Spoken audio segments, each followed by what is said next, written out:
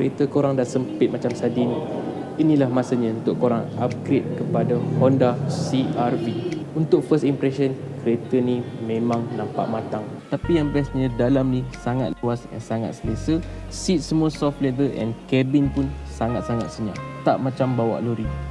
Kalau depan dah luas, belakang ni lagi luas. Boleh letak mak, ayah, anak, nenek, datuk, semua boleh letak kat belakang ni. Aircon belakang pun ada, USB charger pun ada. Okey, lupa nak bagi tahu, dia punya seat menggunakan elektronik depan. Dua-dua seat depan pakai elektronik.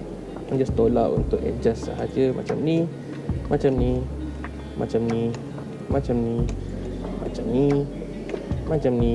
Ataupun korang nak adjust belakang pun boleh, tak ada masalah. Untuk belakang ni, korang nak buka bonet dia, korang just tekan sahaja, dia akan buka automatic.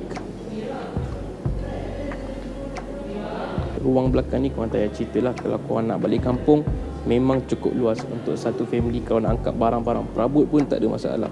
Kalau tadi dah buka, sekarang nak tutup, korang tinggal tekan sahaja.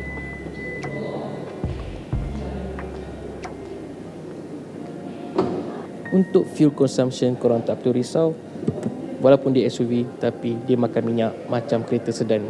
Untuk safety, korang tak perlu risau. Ada Honda Sensing, ada lane keep assist and juga auto braking and lain-lain. Kalau korang nak tahu, korang roger saja. Untuk buka boot dia, korang tak perlu risau banyak. Korang buka, korang tarik sikit, dia ada hydraulic.